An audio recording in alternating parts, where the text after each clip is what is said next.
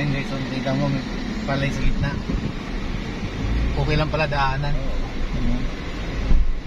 Tapos kung hindi pwedeng daanan eh, saan tayo Tingnan dadaan? mo guys, so yung daan pero may palay sa gitna.